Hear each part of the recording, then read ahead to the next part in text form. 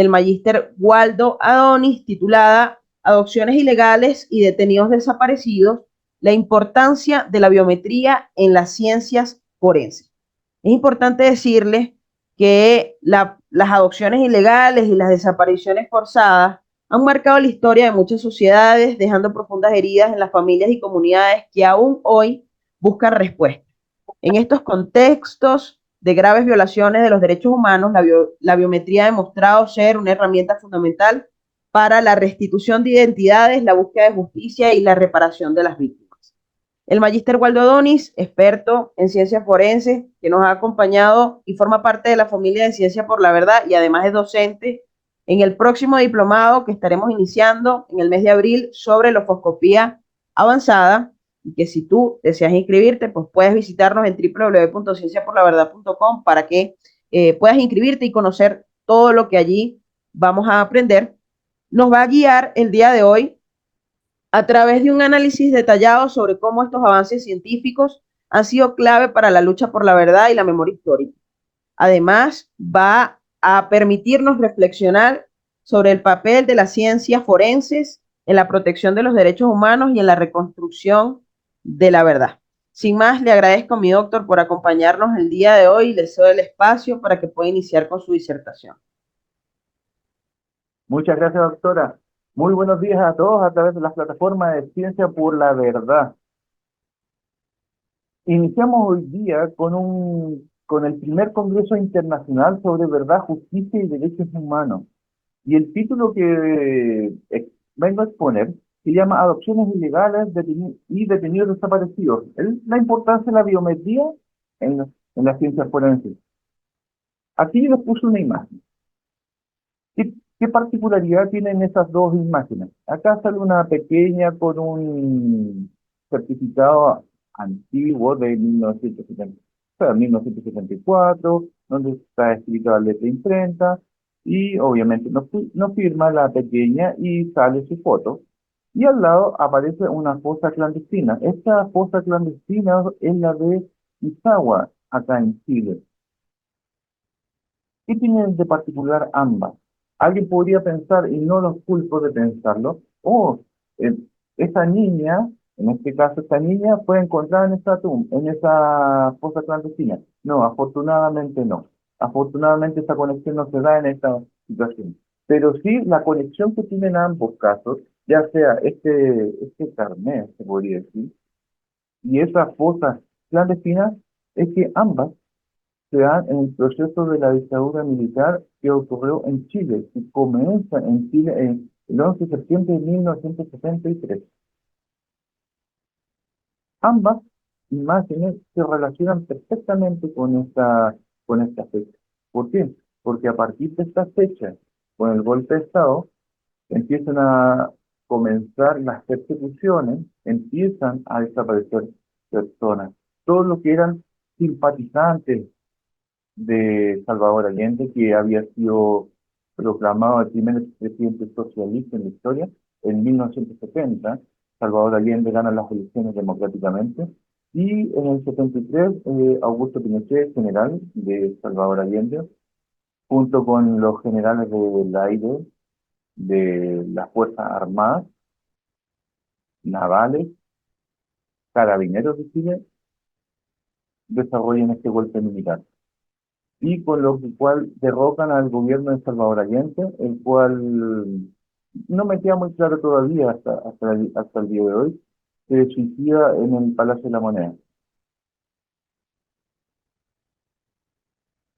A ver, no me, a ver, parece que problemas técnicos, no me quiere, a ver, ahí está, avanzó. Entonces, como les decía, nos toca hoy día adopciones ilegales y detenidos desaparecidos.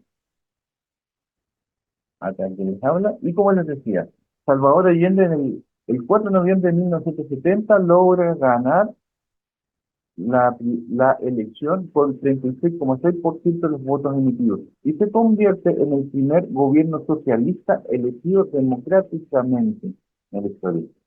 No sé si en la historia de Chile o en la historia del mundo, no lo sé, pero parece que fue mundial. No estoy muy seguro de aquello. Sin embargo, en el 73, el general comandante del ejército Augusto Pinochet realiza el golpe de Estado. Y acá nosotros podemos ver a Salvador Allende, profesor, no me acuerdo de qué área era profesor, y Augusto Pinochet. Cabe señalar que en este proceso, antes de llegar al 73, en 1970, hacia adelante, empiezan, no sé si hablar de una especie de boicot, pero el gobierno se empieza a desestabilizar, empiezan a carecer de alimentación, la población empieza a ver que la economía empieza a disminuir, se empieza a agregar. La economía ya no era lo mismo y los productos, aparte de escasear, subían mucho de precio. Y aparte de los movimientos sociales que hubo en esos años, se produjo esta desestabilización del gobierno, lo que conllevó a cabo posteriormente en este golpe de Estado. Acá un pequeño cronograma de lo que pasó ese día. A las 7:35 de la mañana, Allende llega a La Moneda junto a sus asesores. ¿Y por qué? Aquí no aparece. Porque los marinos se habían alzado en armas en Valparaíso. Entonces, cuando le llega esta información a Allende, él se constituye con sus asesores en La Moneda. Posteriormente, Allende se dirige a la ciudadanía por primera vez para informar que los marinos se habían alzado. Posteriormente, a las 9:55, los tanques militares ingresan al perímetro de La Moneda. Después, a las 10:15, Allende se dirige a la ciudadanía a través de radio, da un discurso. A las 11, las tropas militares ingresan al Palacio de la Moneda y comienza, no sé si el intercambio de balas, el intercambio de de balas, sí, no es de munición de balas. Después, a las 11:52, el primer avión Fokker Hunter lanza cohetes que impactan el portón principal y oficinas laterales del primer piso de La Moneda. Hay imágenes que les puse ahí. A las 12:02, uno de los cohetes estalla en el segundo piso del ala sur. Se incendia el frontis, techos y la bandera de Chile sobre la entrada principal. A las 14:20, el presidente Salvador Allende quiere salir de La Moneda a quienes lo acompañan. Se despide de cada uno asegurando que saldrá al final. El doctor Patricio Gijón retrocede y escucha un disparo. En el Salón de Independencia encuentran el cuerpo del presidente Allende. Y a las 14:30, soldados ya habían ocupado el primer piso de La Moneda, sacan al personal que quedaba en su interior por la puerta de Morandé 80. Cabe señalar que esa puerta fue cerrada por muchos años en recuerdo y en conmemoración de aquello. Y aquí tenemos imágenes todas estas imágenes que tengo, que son netamente del golpe, las pude sacar de la web de Museo de la Memoria, están todas en internet. Acá se muestra cómo los militares están parapetados en edificios contiguos, viendo la moneda, el segundo piso de la moneda incendiándose, y posteriormente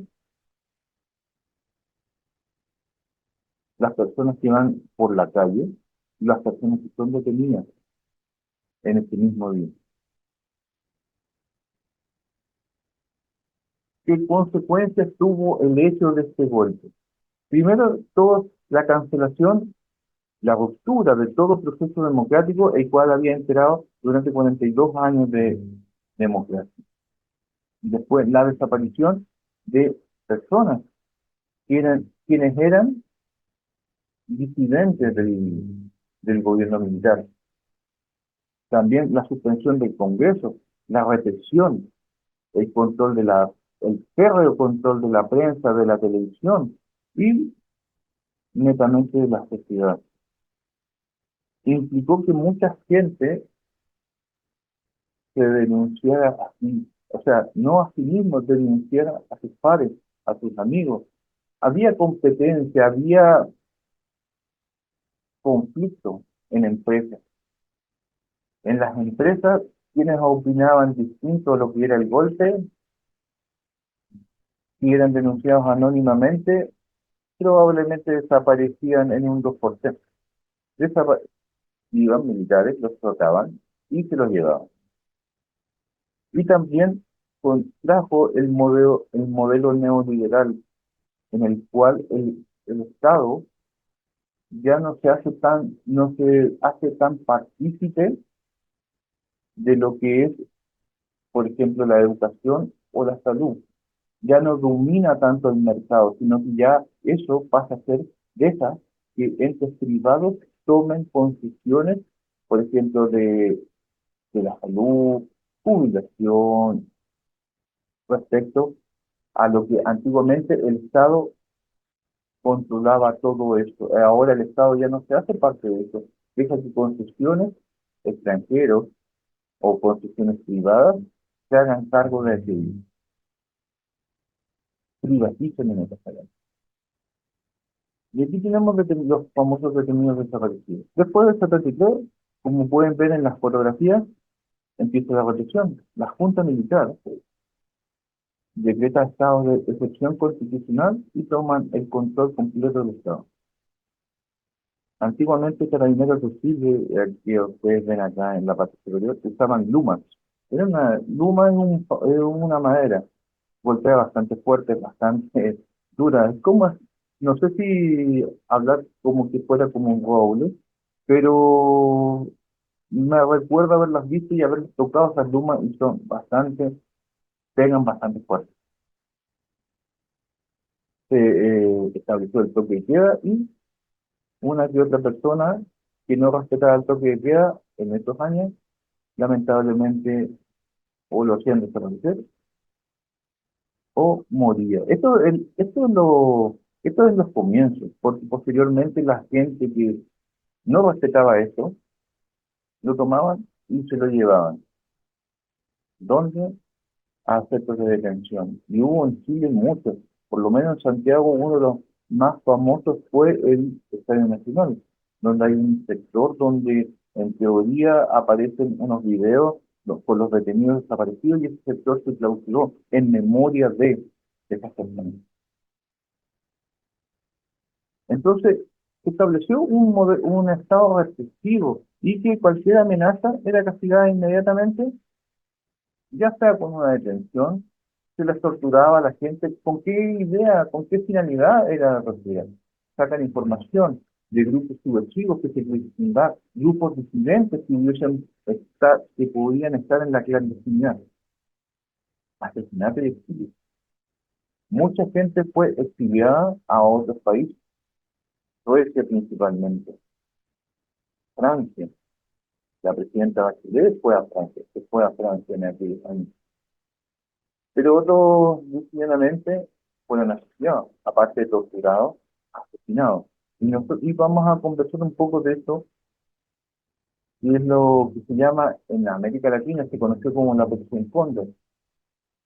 Vamos a hacer una pequeña pincelada de aquello.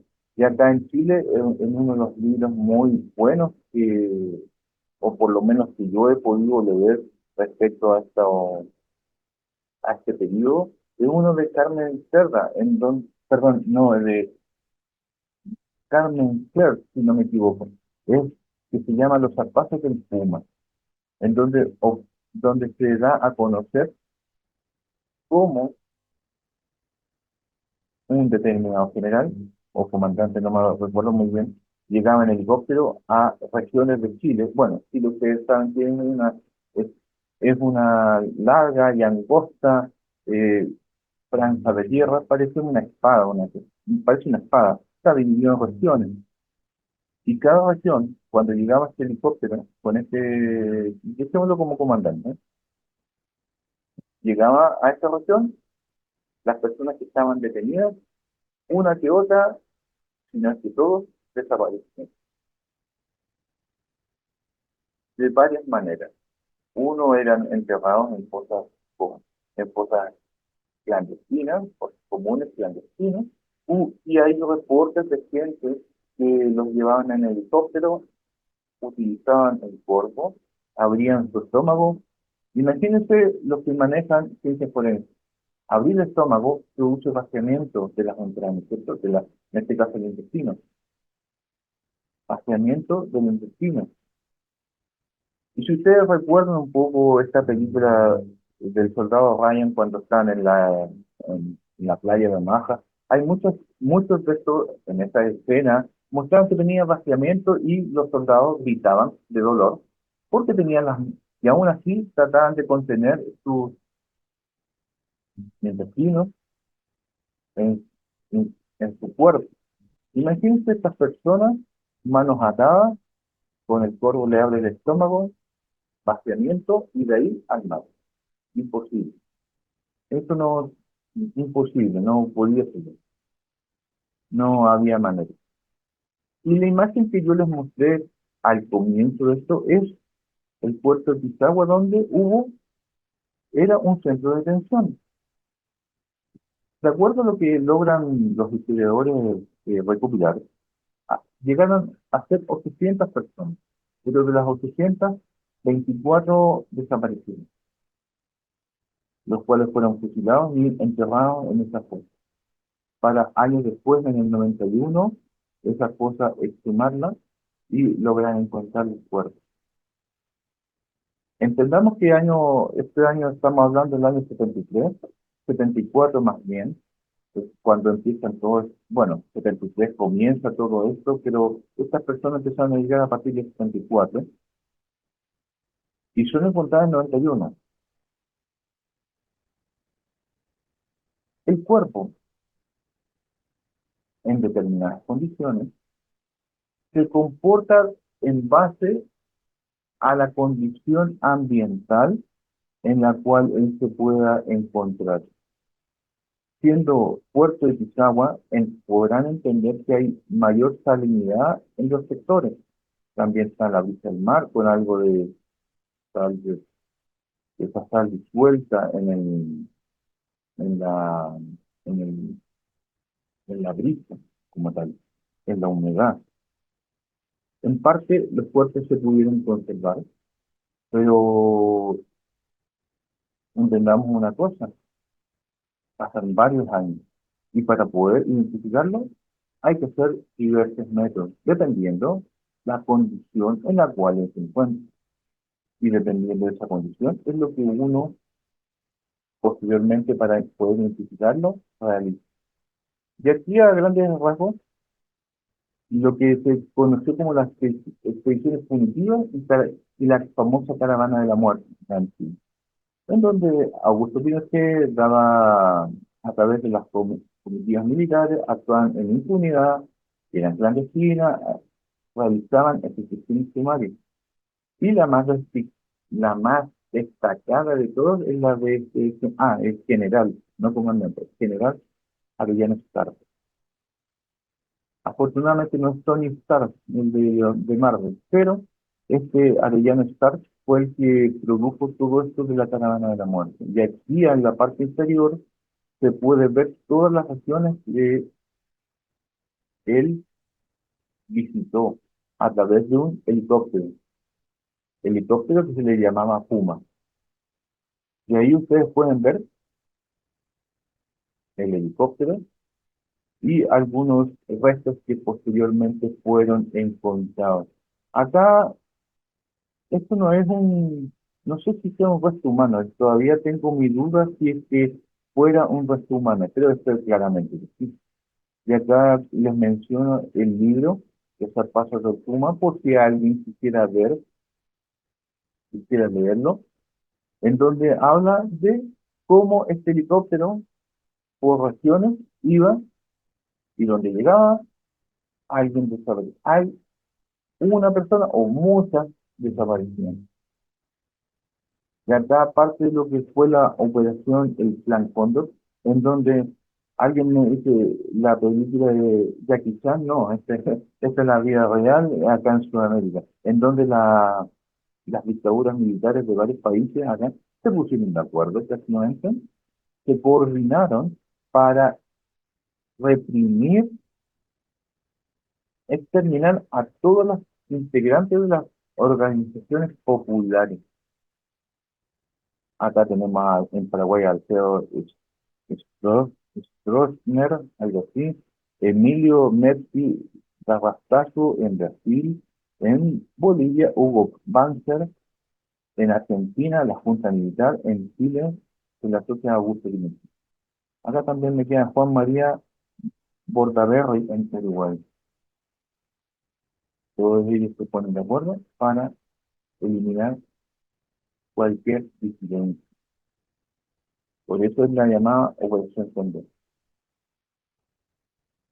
Años después, en el 75, en Chile se crea la agrupación de defensa de los derechos humanos, ¿cierto? Y en el 76 se logra cerrar el último centro de detención. Sin embargo, hubieron otros centros de detención clandestinos que siguen operando. Y en el 78 se descubren restos de algunos campesinos en la isla de Maipo, localidad en la localidad de Lonquén. Y estos habían sido detenidos en el 73 por militares. Entonces, ¿cómo es que se forma esta agrupación de detenidos desaparecidos? Claro, los familiares de estas personas eran detenidos y no se sabía nada de ellos. Entonces se organizaron exigiendo saber el paradero de ellos. Porque algo normal, algo totalmente normal que sucede. No solo en Chile, en todos lados. Cuando alguien se pierde, lo buscan por sí nomás y pierde. Y acá se organizaron estas agrupaciones de personas y exigían dónde están mis familiares. Esto del patio 29 me pareció bastante llamativo. En plena dictadura, partiendo del 73, y la eliminación de personas disidentes, el patio 29 está en el Cementerio General de Chile. Y en habitualmente se utiliza en este patio para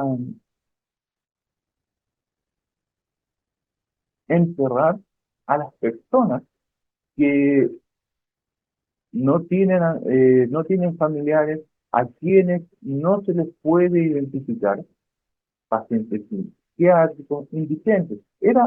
Utilizado este patio 29 con ese fin. Llegando la dictadura militar, ese patio se utilizó para almacenar el cuerpo de 2000 tumbas que fueron utilizadas para las víctimas de la dictadura. Y acá está el memorial en donde sale el nombre de estas personas. Entonces, en la parte superior se puede ver el patio, el famoso patio 29, en donde lamentablemente se ocultaron los cuerpos de los disidentes políticos de aquella época. Posteriormente, este patio, al, ¿cómo se sabe de él? Aparte, se sabe de él por estos fenómenos, no fenómenos, sino que en la época de Patricio Elwin, presidente posterior a lo que fue el periodo de la dictadura y gobierno militar, Patricio Elwin, de la democracia cristiana, lo recuerdo, logra a través a través del informe Rating, si no me equivoco, logra que personas en forma anónima quieran a conocer información sobre detenidos desaparecidos. Entonces, en base a ello, Patricio Elwin declara como monumento histórico declara que este patio ya no puede ser más utilizado. Y en el año 2006, no me recuerdo qué presidente estuvo en esa época, lo declara monumento histórico. Y se genera esta gran piedra que está en uno de los, si no me equivoco, en una de las entradas del cementerio general, en donde están los nombres de los detenidos desaparecidos encontrados en el patio de la. Pero no solo estas desapariciones forzadas de disidentes ocurrieron en esta época, sino que también hubieron adopciones ilegales. Acá una de las fotos más famosa, se podría decir, de ese entonces, de Augusto Pinochet, en donde se muestra un certificado de filiación. Es decir, un registro un carnet, se podría decir, del registro civil, en donde acá se ve la foto de un niño. No se alcanza a ver porque yo corté esta parte, porque esta imagen, acá del internet, eh, es de un canal danés de Dinamarca, en el cual hace mención a casos de niños adoptados ilegalmente en dictadura y que llegaron a Dinamarca en aquella época. No llegaron inmediatamente en el 73, empezaron a llegar un poco de tiempo después. Acá en este documental se muestra los niños que fueron dados en adopción irregular. ¿Qué quiere decir? Por lo que leía en parte de esa historia, muchas de las madres que eran jóvenes en ese entonces se les engañaba diciendo que sus hijos o nacían muertos o las convencían de que ellas no los podían tener. Entonces, ¿qué hacían? Que firmasen documentos o gente en ese entonces, años 73, 74 en adelante, había mucha gente también que era analfabeta, no sabía ni leer ni escribir. Entonces le hacían firmar documentos o les engañaban respecto a qué pasó con su hijo.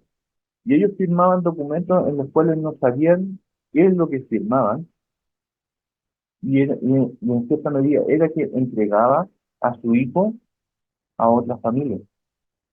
También hubo gente a las cuales decían, de acuerdo al documental, que se les pagó hasta como $3.000, como 3 millones de pesos en aquellos años.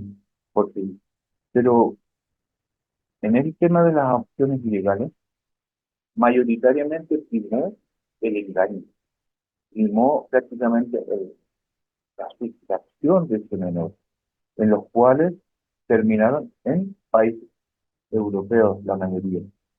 Y aquí, esto lo saqué inmediatamente de la página. Niños que fueron robados de sus padres por policías más corruptos. Había yo leído el caso de Sor Gertrudis, que no es policía, pero era una monja que en ese entonces hacía que las personas, ya sea pobres, las personas campesinas, firmaran documentos, autorizaran esta, este sé de yo te cedo mi hijo para que te lo lleves a esta familia y se lo llevaban. También habían policías, niños que fueron hospitalizados con una acción menor, pero que nunca regresaron a casa, y niños que fueron colocados en orfanatos y desaparecieron de allí sin dejar rastro. Durante la dictadura se convirtió en política oficial del Estado tratar de abolir la pobreza mediante la adopción de niños pobres por parte de extranjeros adinerados. Autoridades sociales declararon a los padres incapaces y sacaron a la fuerza a sus hijos. Esto último ya sea desapareciéndolos, declarándolos muertos o bien manipulándolos. La mayoría de esta gente, la mayoría de estos menores, fueron sacados de esta forma. Y ahora, de acuerdo a este documental danés, a los que se le pagaba no se le pagaba al padre, sino que se le pagaba a los policías corruptos o a la gente, matronas también que estaban involucradas en esto, se les pagaba a ellos el, la venta, entre comillas, de un menor o la sustracción de su niño. Afortunadamente muchos de ellos crecieron y, claro, están en pos de conocer quiénes son sus padres. Pero en este sentido, tanto en detenidos desaparecidos como en adopciones ilegales, de una u otra manera, ya sea encontrando el cuerpo en fosas clandestinas o, o estas pequeños que ya son adultos, intentando reconocer a sus padres, sí o sí hay que reconocerlos científicamente. Mucha gente, al ver cuando se instauró la democracia en el gobierno de Patricio Aylwin,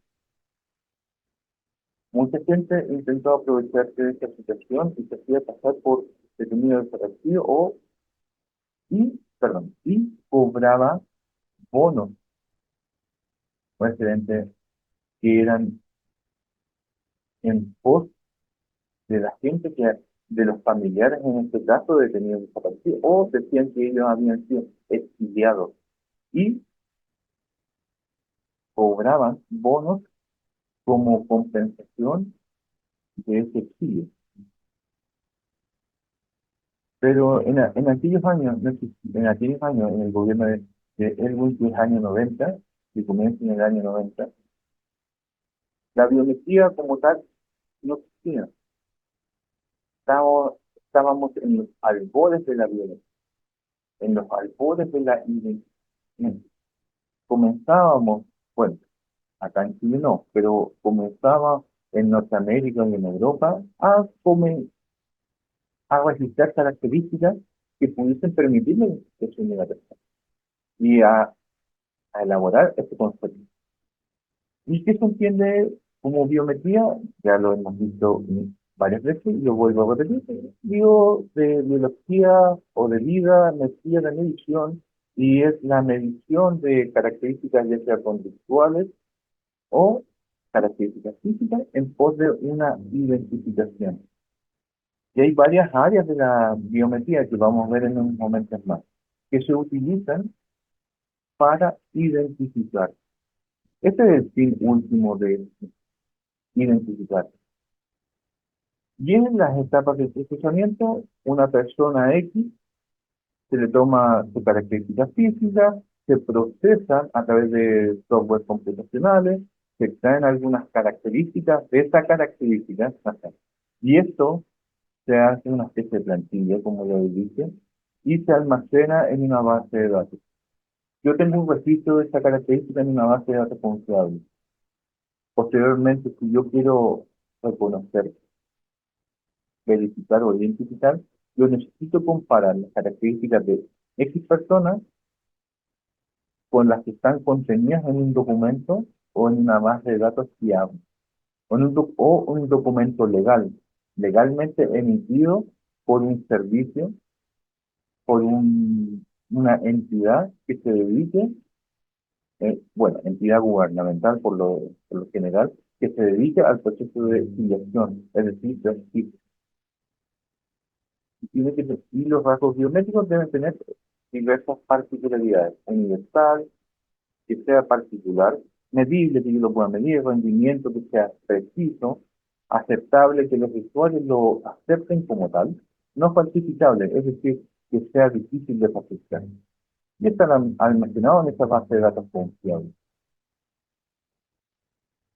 Teniendo eso, yo puedo comparar. Es decir, si yo tengo mi dibujo dactilar, pero yo no lo tengo registrado en una base de datos, no lo tengo registrado en una cédula legalmente emitida, originalmente emitida, no tengo cómo comparar. Para yo identificar, yo tengo que sí o sí comparar con alguien. Si yo no tengo con quién comparar, no puedo identificar, no puedo verificar.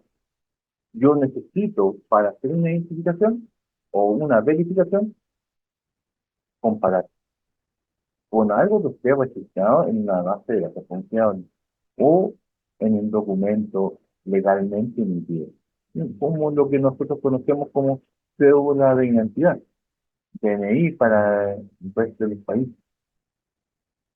Entonces, esta imagen es como para mostrarle las técnicas de biometría que se utilizan en la actualidad y que muchas son bastante robustas, fuertes, es decir, que ellas por sí solas pueden hacer una identificación bajo la premisa de poder comparar, de que yo tengo algo con que comparar. Imaginemos que todos tenemos algo con que comparar. Perfecto. Entonces hay varias de estas de estas áreas de la biología que se pueden utilizar en pos de esta identificación, ya sea un conocimiento facial. Ustedes nos han explicado que el tema facial se ocupa mucho en los aeropuertos para intentar reconocer a las personas que andan caminando por el aeropuerto, pero no es solo con esa finalidad, es también reconocer personas que están siendo vistadas por ustedes. No sé si recuerdan la película Robocop, no el remake, la Robocop 1. No me acuerdo en qué año fue, pero yo estaba en el colegio cuando daban Robocop, la Robocop 1. Y él tenía reconocimiento facial. Y una de las características que tenía es que podía ir por la calle y en cada momento que él iba caminando, iba analizando para rostros de personas. Hasta que en una escena aparece, tú eres Juanito Pérez, bueno, no sé si dijo eso, pero tú eres Juanito Pérez, estás detenido por tales delitos. Y Juanito Pérez no podía entender cómo lo había reconocido. Claro, Robocop en su base de datos tenía la cara de esta persona. Interesante en aquellos años. Si alguien vio El Demoledor, el carnet se me fue al piso y soy viejito, pero no tanto. Cuando alguien ve El Demoledor de Stallone, y siempre me ha costado Wesley Snipes, en una escena que el Snipes era el malo, llega y le saca el ojo a uno de los gorditos, me acuerdo, lo coloca frente a un lector biométrico y reconoce su, no sé si su iris o su retina. No me quedó claro esa escena, pero reconoce aquello e ingresa a la habitación. Ya en esos años, Stallone estaba joven, bueno, no tanto como en Rambo, pero ya en esos años, ya las películas de Hollywood ya estaban basándose en biometría, ya hacían biometría. Yo siempre he visto que para Latinoamérica la biometría está atrasada a 15 años, y es verdad, estamos muy atrasados al respecto. Y hay otra más, que es la biometría multimodal, en donde se ocupan diversas biometrías para reconocer, para identificar, que se acoplan una respecto de otra para ayudar en los procesos de identificación. Entonces, como ustedes pueden darse cuenta, diversas áreas de las biometrías se pueden utilizar y se han utilizado para reconocer cosas clandestinas, detenidos desaparecidos y o adopciones ilegales. Y ahora alguien me va a decir, ¿y cómo llegamos a eso? ¿Qué áreas? Acá puse algunas, las más, algunas muy robustas y otras que han ayudado al esclarecimiento o la identificación de personas que han sido desaparecidas, que han estado privadas de libertad o literalmente se perdieron cuando eran pequeños y han vuelto a aparecer ahora de grandes. La primera dactiloscopía, en donde tenemos una impresión, tenemos una impresión, una huella, como alguien podría decir que no maneja ese término, se extraen patrones de ella, posteriormente se alinean esos patrones y se da una correspondencia y se da un puntaje. Y en esto nosotros tenemos la extracción de patrones de esta impresión con esta impresión. Esta es la dubitada, es decir, la dudosa. Esta es la indubitada, es decir, la que no se tiene duda y que ya está identificada y está verificada y por ende está verificada, perdón, y está ingresada en una base de datos. La extracción de estas características, alineamiento. Y se determina un puntaje. Y acá se pueden ver que prácticamente las características que se extraen de la muestra dubitada con la indubitada, hay una correspondencia muy alta. Esto se habla de un caso positivo. En cambio acá, ustedes pueden ver la diferencia de estas características. No se corresponden las impresiones de abajo. Es decir, en distintos estados de conservación, como lo hemos visto en otras ocasiones, hay distintos estados de conservación del cuerpo, en donde la persona, el familiar, ve a la persona que él cree que es su familiar y no lo va a poder reconocer. no lo va a poder reconocer, va a tener una intuición de que él puede ser, pero así linealmente es poco probable que lo pueda reconocer. Y como ustedes pueden darse cuenta, en distintos estados de conservación, la arqueología tiene muchas cosas que decir, tiene muchas cosas de qué hablar. De hecho, es el método de excelencia para determinación, para identificación en este tipo de cadáveres. Y acá tenemos un dedo momificado en donde se extrae la piel y tenemos un dibujo dactilar, una huella, como diría el común del gente. Y acá otro caso de personas en avanzada fase de reproducción, se obtienen lo que son las impresiones dactilares, ¿sí? Y se hace una correspondencia con X. En este caso, acá era de bizarro almazada en aquel entonces. Acá también cadáver momificado, en donde también se puede llegar a una identificación. La arqueoscopía por esencia es la carne cañón, como decimos acá, de la identificación. Somos los primeros en llegar e intentar identificar un cuerpo. Pero siempre la premisa va a ser, bueno, y dependiendo del estado del cadáver, es cómo yo voy a tratarlo posteriormente para conseguir un dibujo dactilar. Y posteriormente, teniendo algo con que comparar, yo hago esta comparación.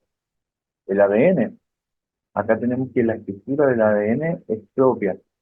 50% entrega mamá, 50% padre. Y teniendo eso, 50 mamá, 50 papá, generan al hijo. Y de acuerdo a estas características, nosotros podemos hacer los famosos electroferogramas, que nos muestran la amplificación de marcadores moleculares presentes en el ADN. Acá los pasos de procesamiento de la muestra, y acá están los electroferogramas donde se ven los tipos referentes a los alelos para el marcador.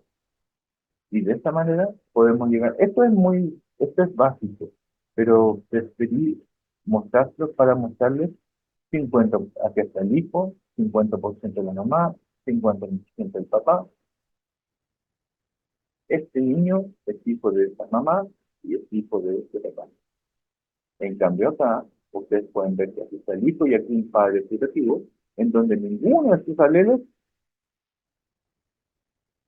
le da, le asigna un patrón al hijo. Por ende, aquí hay una exclusión.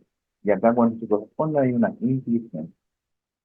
Fotografía, retrato hablado y reconstrucción facial. Las fotografías claramente tenemos una evolución, pero también son muy útiles referente a cómo poder identificar a una persona.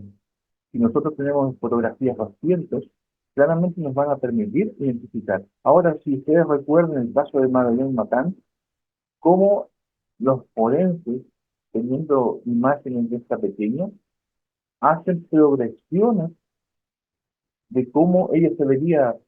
Ella parece que, si no me recuerdo, fue raptada a los 4 años. ¿Cómo se vería ella a los 10, a los 15, a los 20? ¿Cómo iría esa progresión de su morfología, de su cara, a través del tiempo? Esa es su progresión. Y acá nosotros podemos ver que en fotografía esta persona joven, empezando a crecer, ya está más viejito, y aquí se tiñó el pelo. O sea, aquí tenía cara y aquí se tiñó el pelo. En cambio, este era pelado, se puso un bifoñez y ahora ya está más pelado, ¿no? Y aquí un caso emblemático de Chile, el retrato hablado. Acá un caso de Sanford, en donde a esta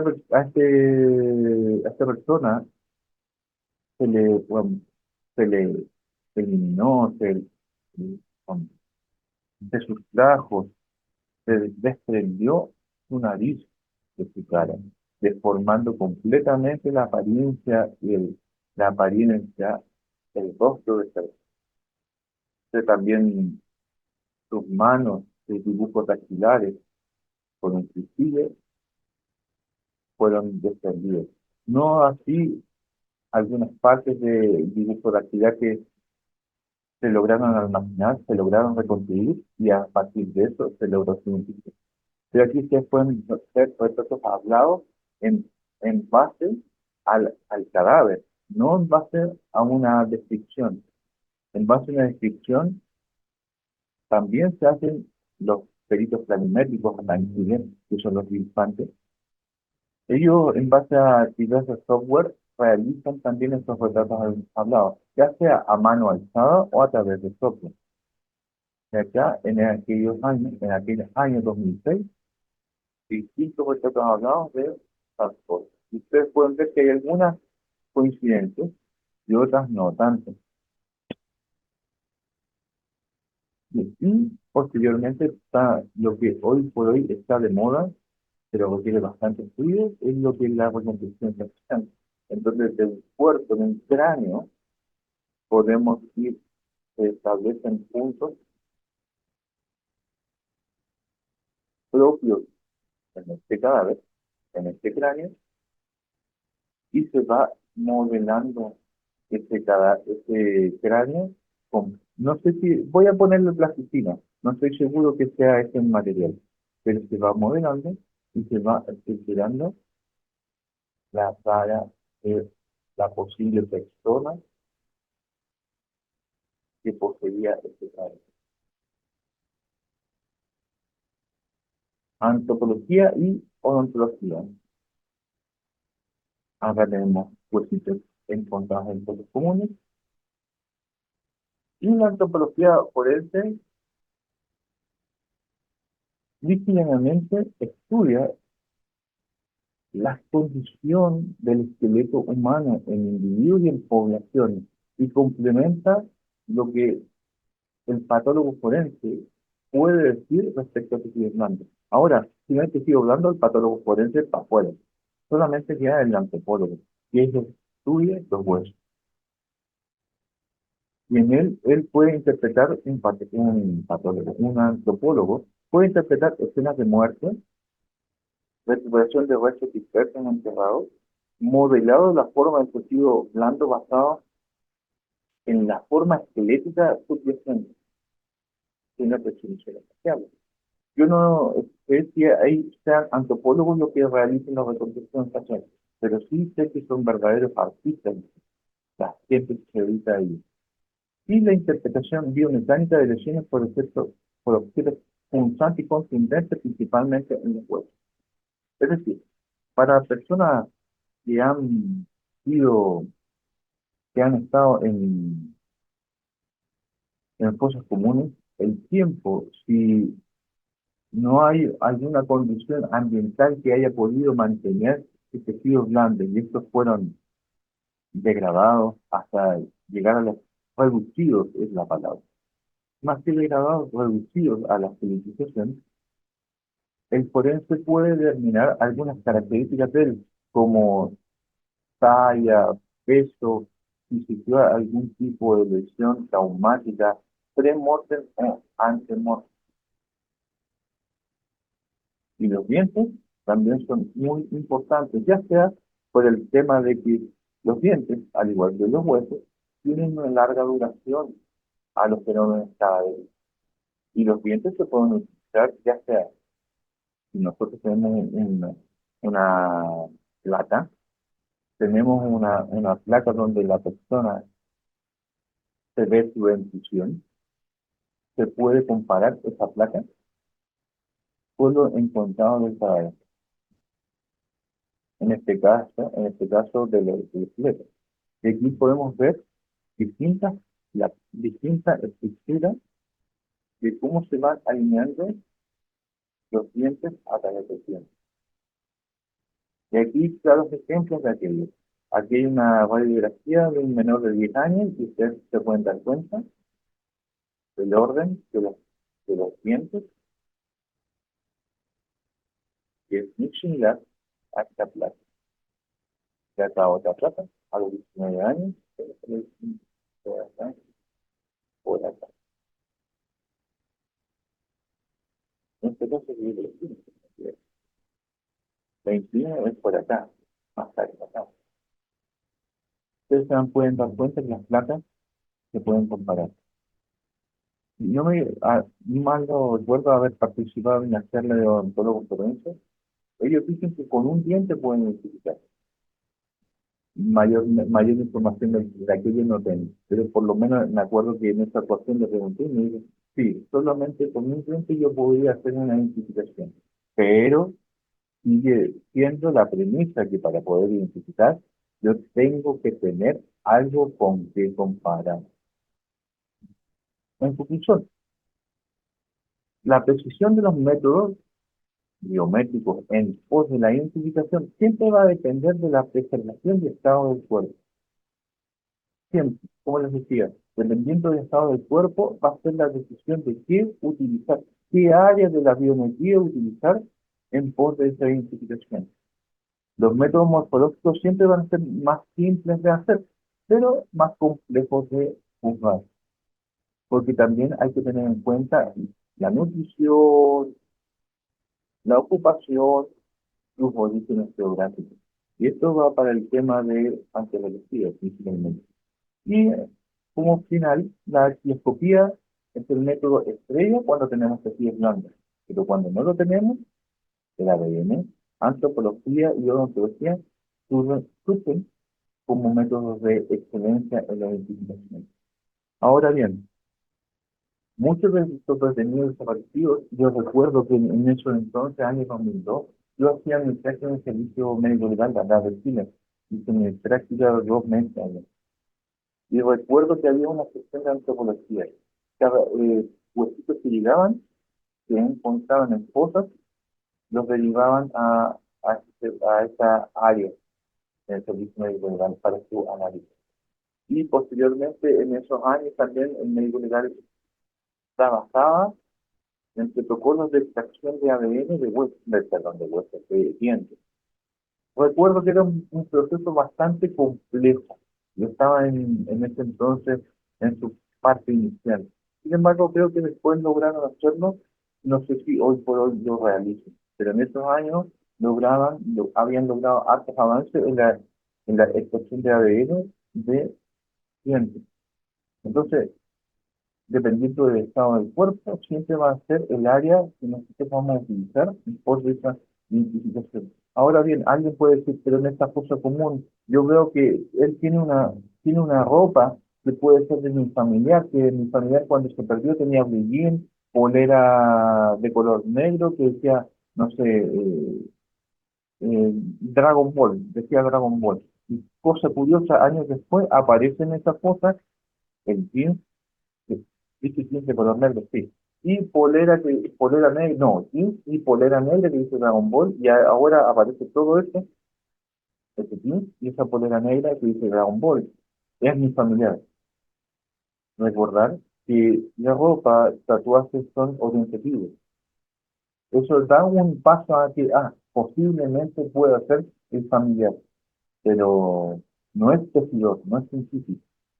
La ciencia es la biometría que nosotros que acabamos de conversar, que les acabo de mencionar.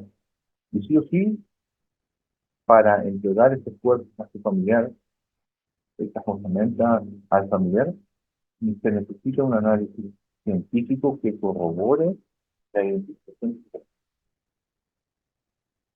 Y en el caso de adopciones ilegales, claro, la persona dice, oye, a mí me adoptaron en forma ilegal. Y o los padres adoptivos le dicen al menor, que ya ahora es ya no mayor de edad, le dicen, tú eres nuestro hijo adoptado. Nosotros, tú provienes de Chile. Entonces quieres saber cuáles son los orígenes de esta persona. Y la única forma científica que lo puede hacer es a través de exámenes de ADN. ADN.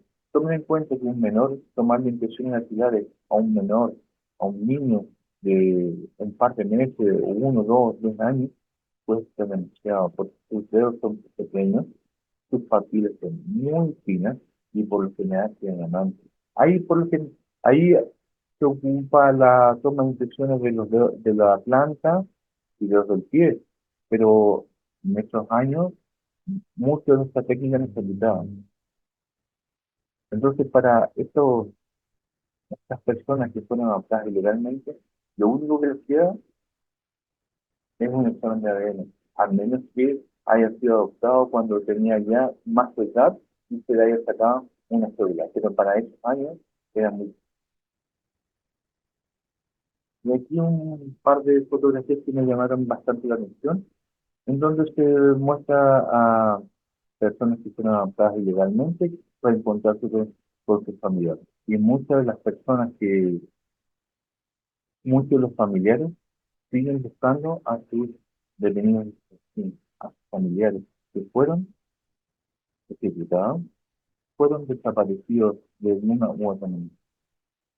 Acá quien quiera ver un poco más de bibliografía y ver imágenes o lectura de estos hechos. Muchísimas gracias por la atención y espero que haya sido algo, ¿cómo se puede decir? Algo de conmemoración, algo que no se puede olvidar, para que ojalá nunca más vuelva. Muchas gracias. Bien, muchas gracias, mi doctor. Le agradezco por su disertación del día de hoy. Tenemos aquí en el chat dos preguntitas. A ver. La primera, ¿cuáles son los principales desafíos técnicos y éticos que enfrentan los forenses al utilizar tecnologías biométricas en la identificación de personas desaparecidas? Ah, genial. Para responder a aquello, me voy a basar en algo que ha sucedido hace poco en Chile y que está sucediendo en todos lados. Yo no sé, a ver, haciendo una pequeña recapitulación. Los sistemas biométricos, voy a basarme en dactilar, necesitan impresiones dactilares, muchas impresiones dactilares para entrenar a sus algoritmos para que ellos puedan reconocer patrones en estos dibujos dactilares y al reconocer muchos patrones mejoren su eficiencia de extracción de patrones, de reconocimiento de patrones. Lo mismo pasa con el tema facial. Lo mismo pasa con el tema del iris y la retina. El problema está en que, y esto lo previeron, ¿por qué hago mención a la dactiloscopía? No porque sea los foscopistas. Porque cuando los inventores del ASIS, los creadores del ASIS, desarrollan bases de datos, estos algoritmos, perdón, de extracción de patrones, ellos necesitan entrenar sus sistemas. ¿Y cómo lo entrenan? Esto es lo mismo que un fisiculturista que empieza a hacer pesas con 5 kilos, 10 kilos. Si él pesa con 5 kilos siempre, no va a haber una hipertrofia de su músculo. Sin embargo, él quiere hipertrofia. Bueno, si no apela a esteroides. Pero si no apela a eso y apela a un entrenamiento, va a ir aumentando progresivamente la carga. Entonces, progresivamente va aumentando la carga y su músculo, su bíceps va a crecer porque va a tener un mayor entrenamiento.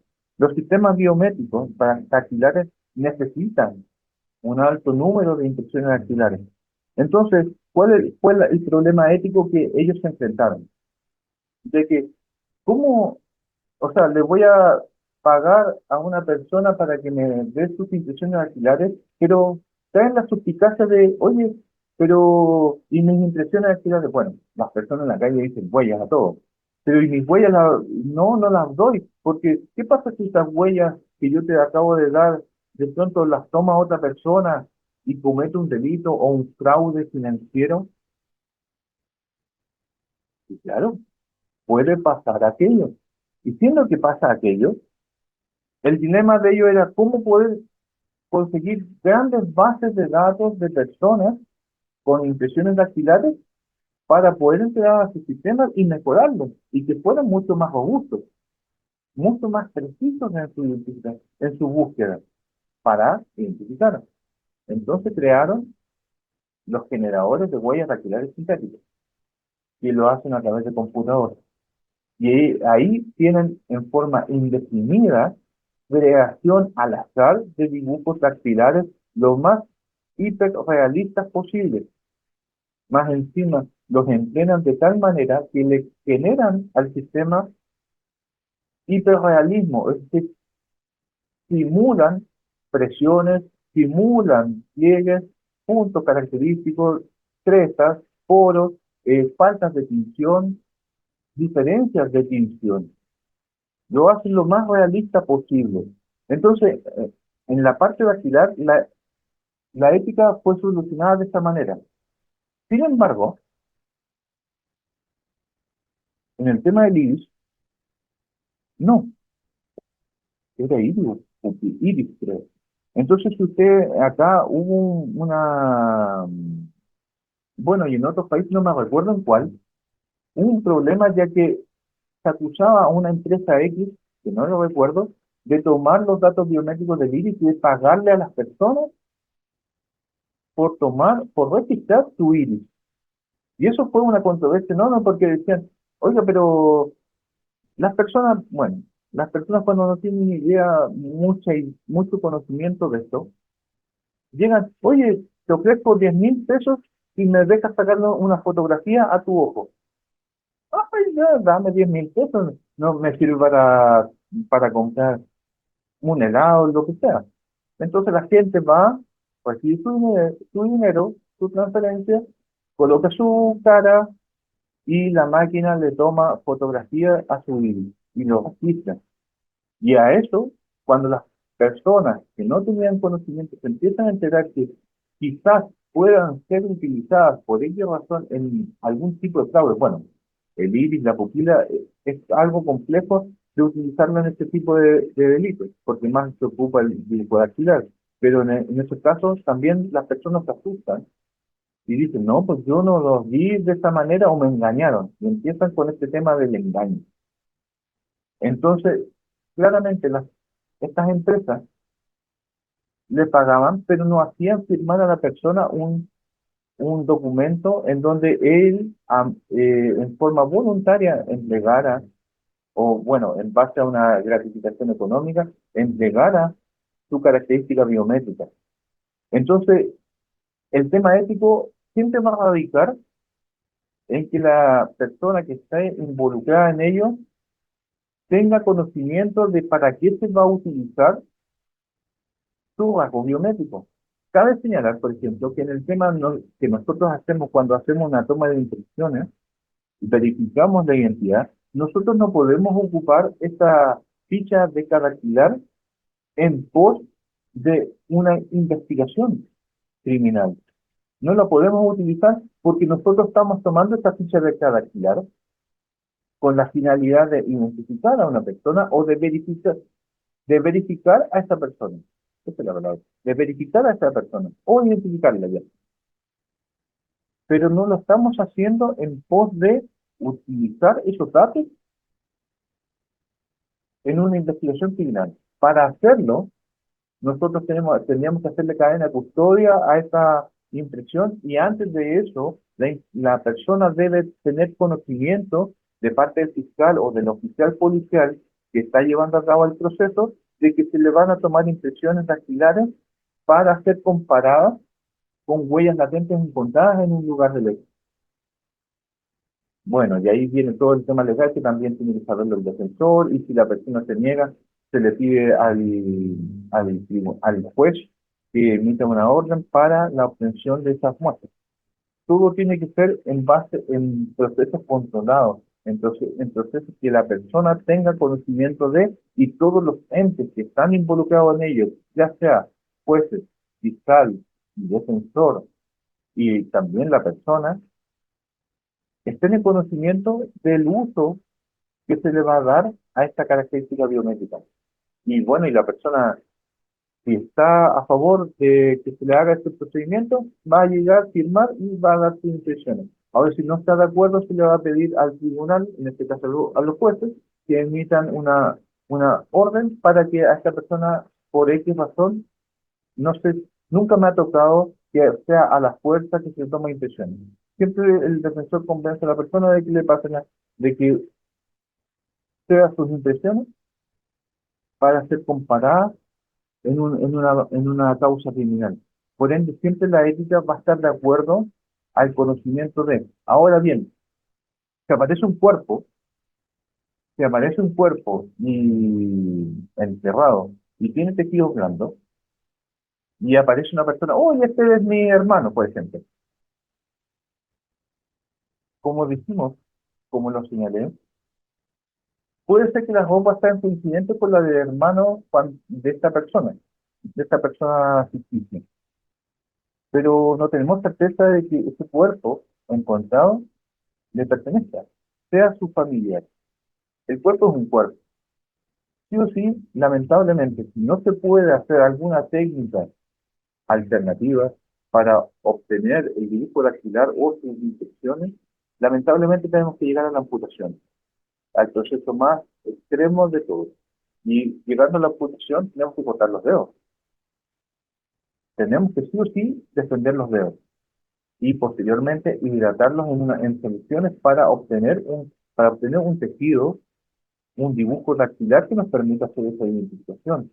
Pero previo a ello, el cuerpo a esa persona del familiar lamentablemente no pasa a ser su familiar, pasa a ser un cuerpo que el fiscal necesita de una u otra manera identificar.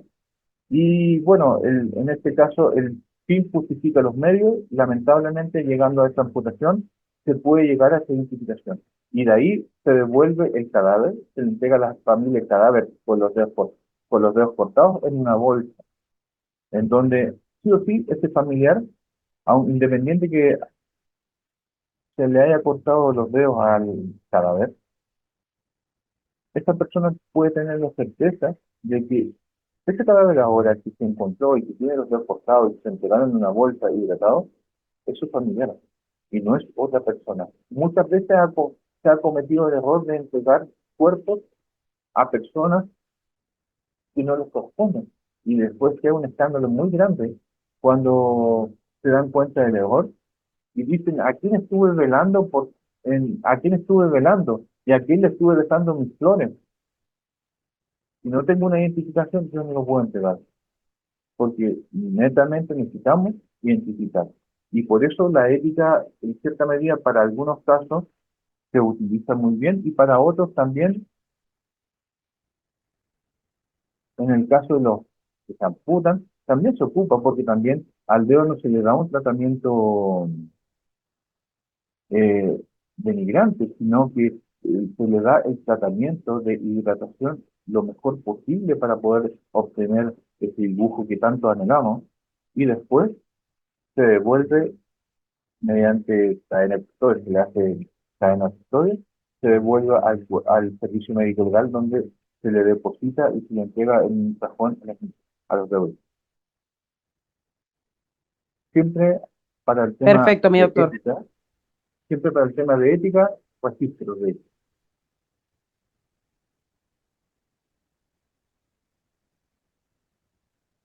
Sí, mi doctor, le escuchamos, le escuchamos.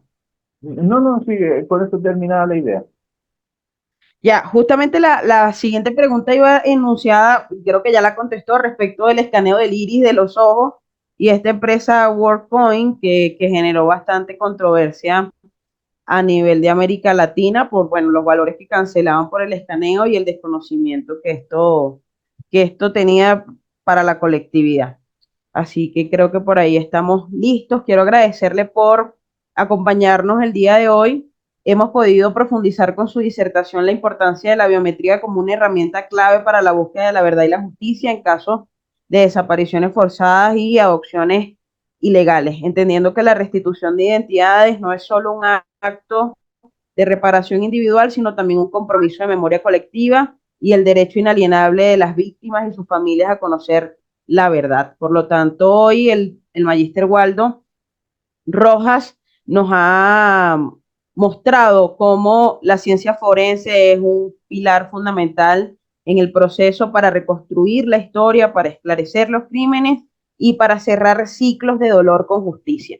Así que le agradezco nuevamente por acompañarnos, por formar parte de la familia de Ciencia por la Verdad, con sus diplomados en lofoscopía avanzada.